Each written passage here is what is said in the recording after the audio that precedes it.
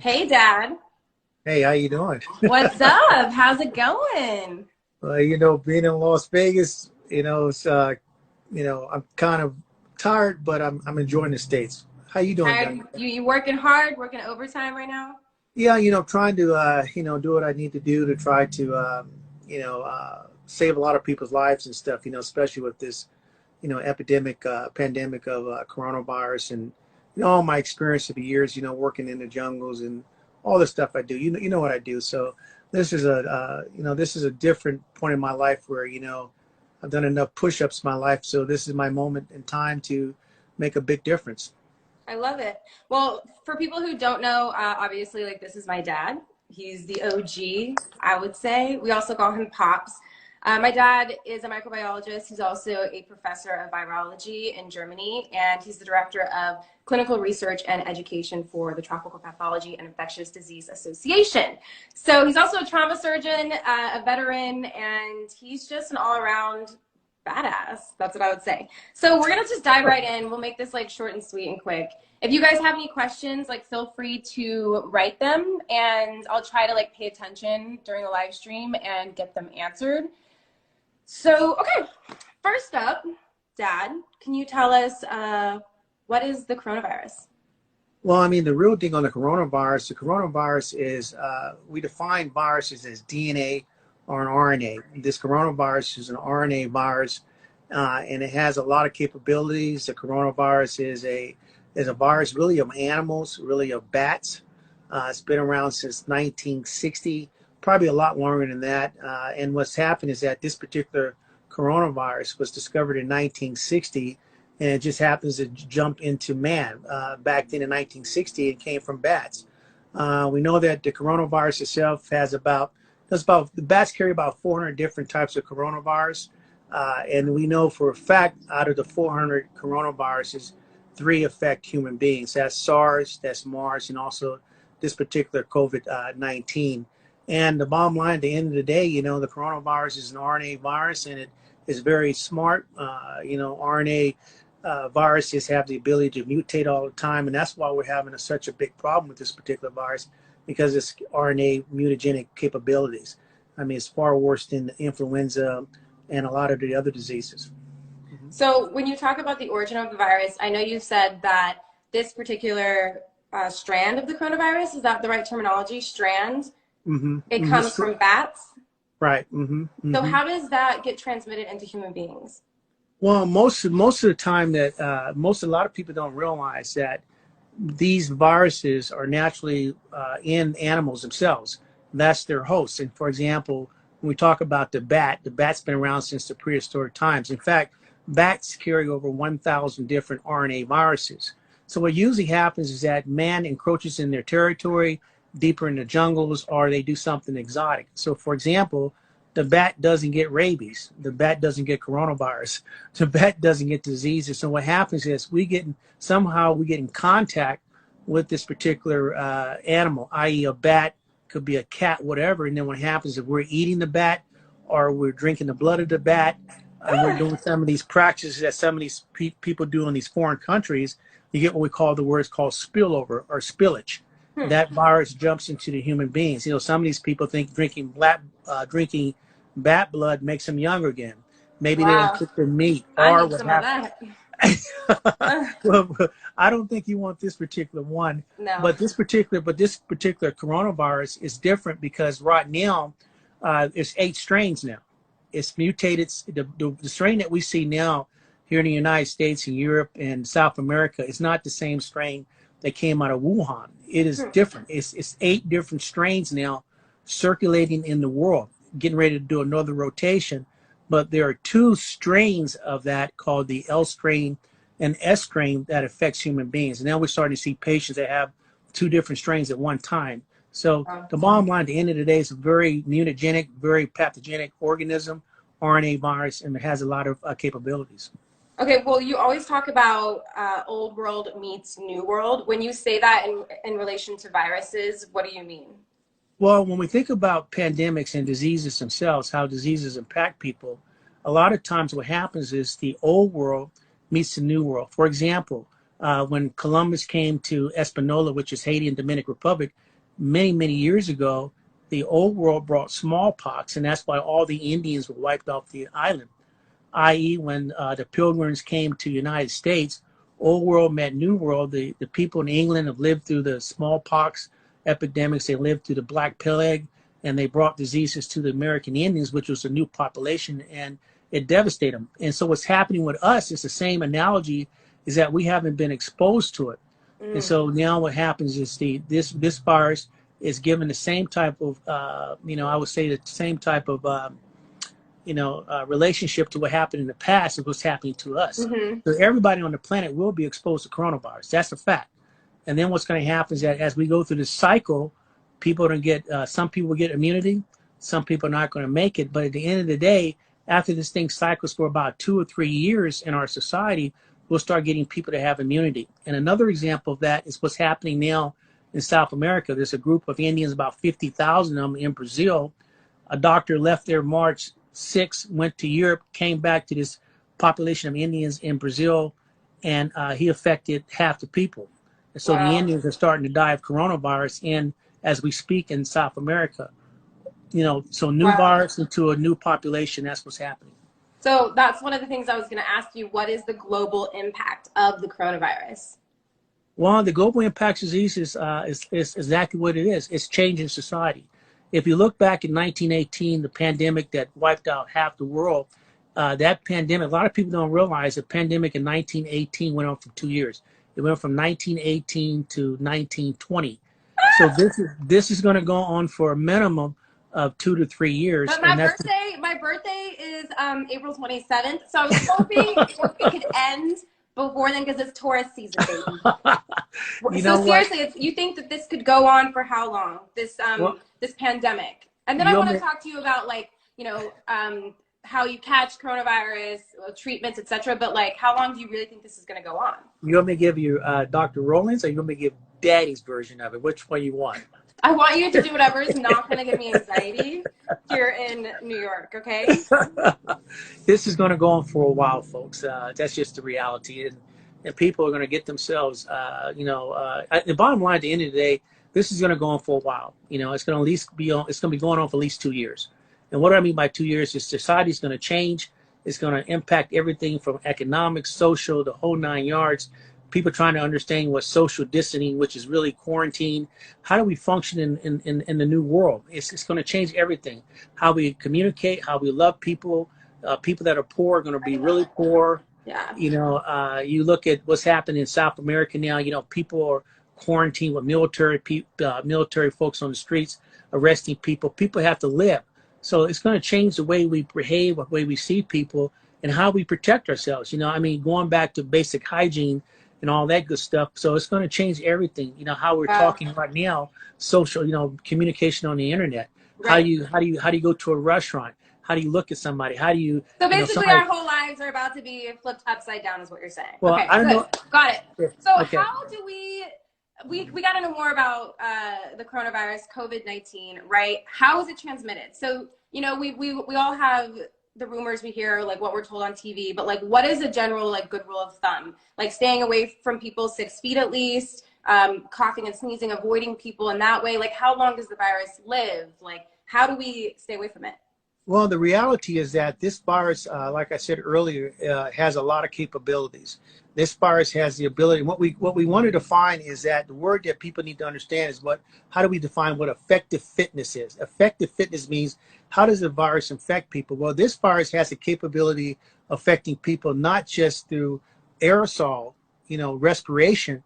It also can affect you through contact. So, for example, somebody coughs, somebody breathes. Now people say it's 6 feet. Now there are articles saying that this virus can travel 32 feet. 32 feet? 32 feet.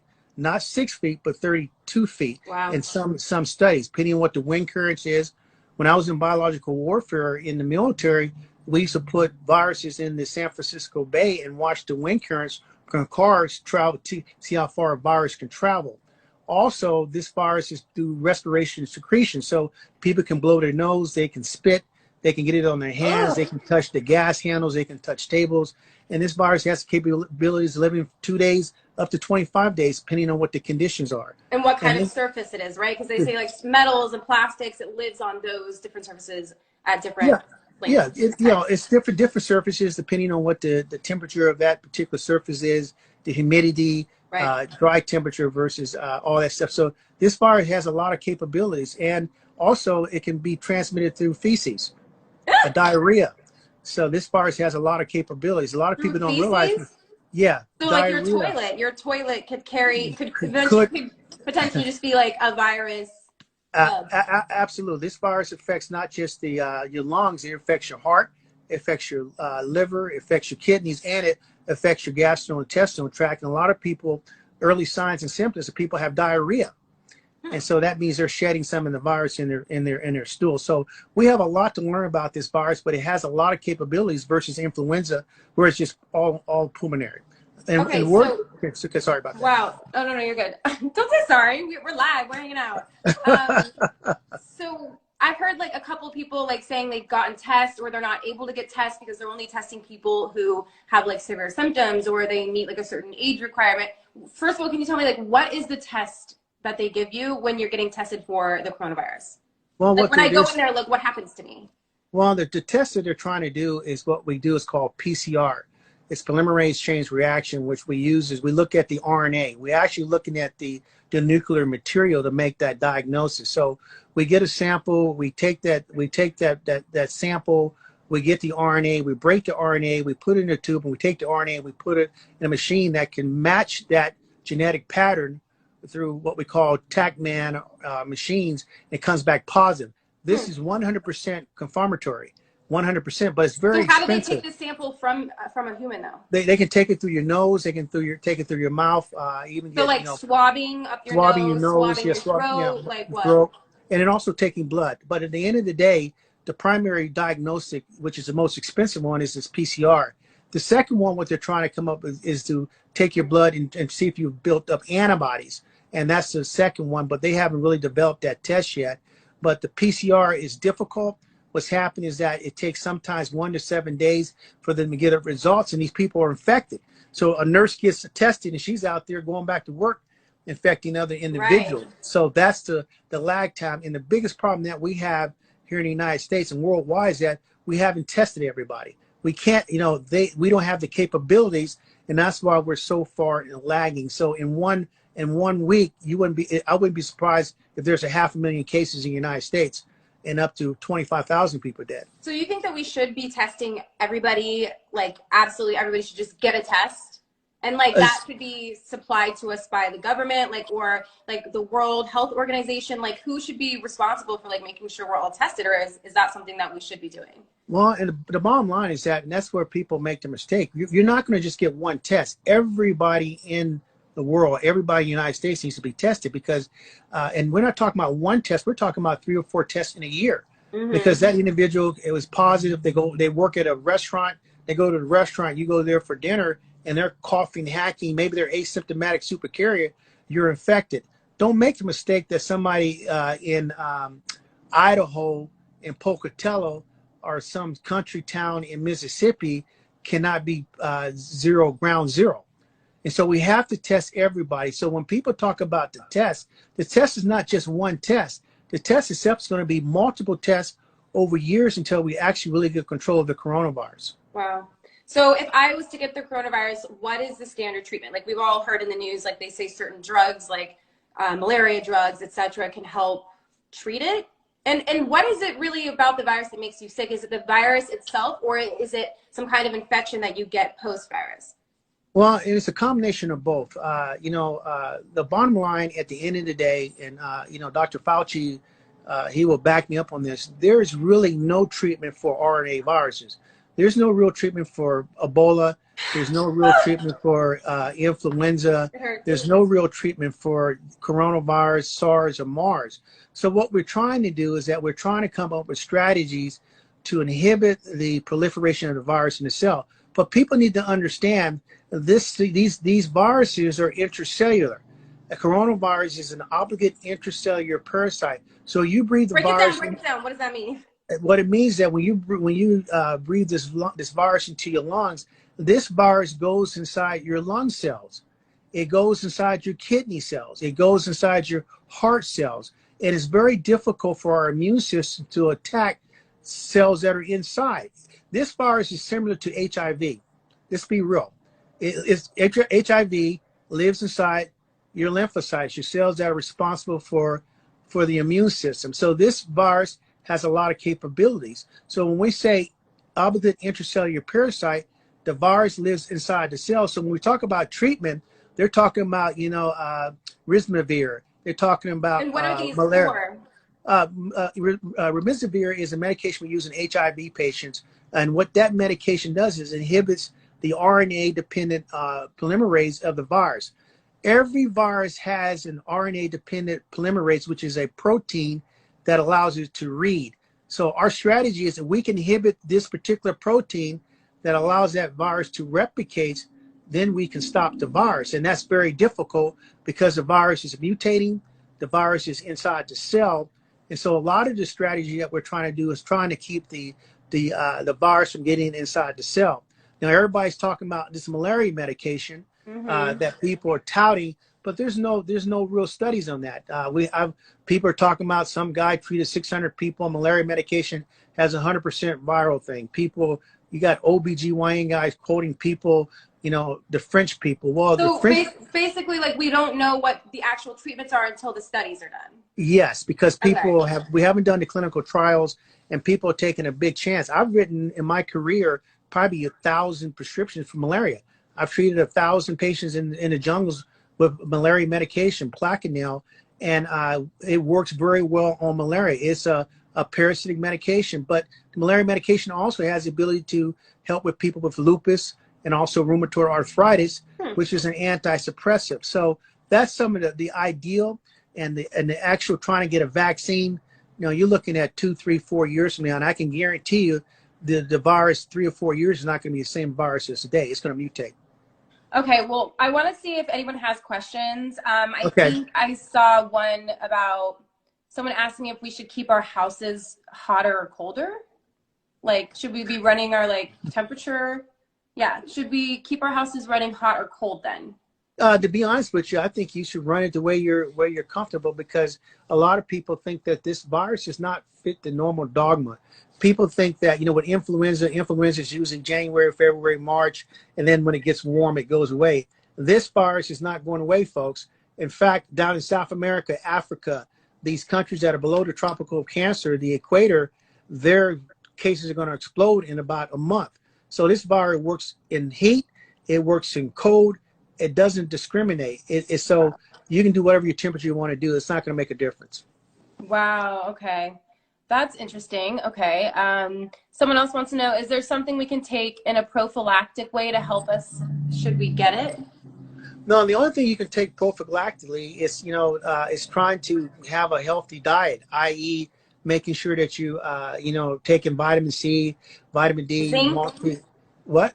Zinc? Yeah, zinc will work fine. Any of these minerals and stuff are great. Anything that can kind of prime your immune system is the best thing that you can do, and is try to have a very, very a positive attitude. And I'll ask you about some biosecurity things that you can have to protect yourself, about washing hands and all that stuff when you're ready for that. Okay, well, another question someone has is, does he think 30 days is enough to stay home? Like, can the world reopen, or is that a bad idea? Which I get that question too, because if everyone's going to get it anyway, so I get we're trying to, limit the impact on our healthcare system, because our healthcare system isn't ready for such a huge influx of patients, right? Yeah, the point on that is that what people are trying to do, and what England tried to get into, is what we call, it's a word we call herd immunity. What is herd immunity? Herd immunity means that you want everybody to get exposed to it. And then people are going to get immunity, and some people are not going to get immunity. But this is a big variable with this disease. And what herd immunity used to be was that back in the old days, back 300 years ago, 400 years ago, the older people would get the disease, recover, and then when the next epidemic came around, they would have immunity, and all the young people would be sick, but the old people could continue to work. That's what herd immunity is supposed to be, to protect a certain population. But in this particular virus, in 30 days, this is not going to be over with. And then can people stay home for 30 days? Well, if I was in the positions, I would, tell people, don't worry, stay home for 15 days. And then when 15 days come up, I'm going to tell you, it's going to be another 15 It's gonna days. be another 15. And then, Just a few more 15. yeah. And then after about April 30th, Americans are going to start getting crazy. And then you're going to see the social unrest because people are going to have crazy. to. I think, this social isolation is very challenging for most of us. I think I think I ask myself 5 times a day, like, have I lost it? Did I hear something? Like, I think I am going crazy. Another question, you've told me this, Advil versus Tylenol. I know the answer, but I'm going to let the professional do it. What is the answer? Advil versus Tylenol? Well, if we look at one of the French studies and stuff, the patients, they put them on Motrin for fever and pain, they died quicker. And so this is a French study, and so the people who they were treating with Motrin, which is ibuprofen, right, they died quicker. They died quicker, had bigger complication, it accelerated the whole condition and stuff. And so, the recommendation is to use paracetamol or Tylenol for the fever and pain. So that's why, that's why I make sure that all the patients I'm dealing with and my colleagues, everybody's taking Tylenol. Because, bottom line, at the end of the day, the results you get are what we see in the field. You don't want to be experimenting with malaria medication like the guy died in Arizona, people dying in Africa. Was like, what was that? Someone drank fish tank cleaner? Because it had a certain ingredient that Trump had said. Yeah, it had chloroquine in it. And well, he's not here anymore, and he's in a body bag because he didn't follow the science. Nowadays, it's important to understand the science and trying to get through this situation. Oh my God. You guys, if you have any more questions, hurry up and write them. Thank you so much for tuning in. I think this is a decent number for my first live and my father's first live ever. We've made this happen. Get your questions in because we're about ready to wrap up. Dad, is there anything else that you wanted to say? Like, what do you think the future is from here? I think if I had to say anything else is that, to be positive is that, we as people always trying to kind of adapt to the situation. That's one thing we learn in the military. You have to have a plan A, a plan B, and a plan C. And you have to be able to adapt and see where the future is going. And I think the most important thing is that we'll adapt to the situations and some of the basic stuff that we didn't think about, because when we don't see microorganisms and stuff, they're not important. But if you do basic hygiene, i.e., and not everybody's talking about, wash your hands with soap and water. No, you wash your hands with Hibiclens, which is an antiseptic that we use in our biohazard labs and our hospitals, which kills fungus, bacteria, and viruses and lasts 24 hours. That's the stuff you have to have every day from here on out. But what if we don't have access to that? Because isn't that something like healthcare providers use? And should we not be doing that because we don't want to be taking their resources? Well, the hand washing protocol is always a 2-step protocol. When we wash our hands with Hibiclens, we also do a secondary wash with alcohol. If they don't have Hibiclens, what they can use is alcohol, because we know that 70% isopropyl alcohol, washing your hands for 20 seconds, kills 100% viruses and bacteria. Soap and water does not kill viruses. It kills maybe a little bit of the bacteria. The dirt.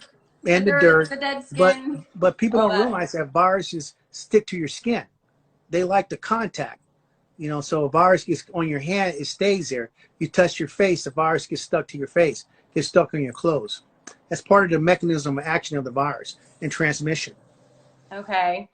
We have a few more questions because I want to make sure everyone gets their questions answered. So someone said, I own a company that's an essential vendor. Because of that, myself and my employees have to work, and we're on large construction sites and around a lot of people. What can I do to protect my people? Well, what you can do is, come up with some good, what we call biosecurity and environmental protection protocols, and have somebody evaluate your organization, i.e., for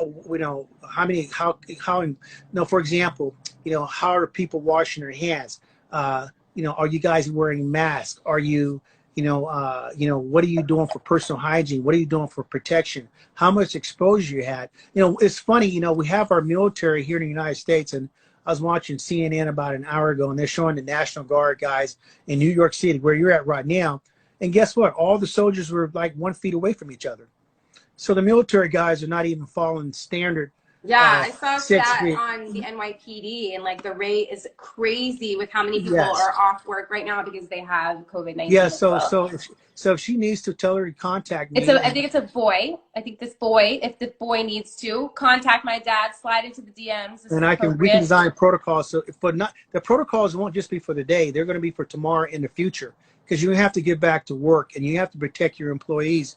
And so we'll come up with protocols and procedures on biosafety. You know what they need to wear, and all that good stuff. Yeah. So hit him up, hit my dad up, and he can help you with all of that.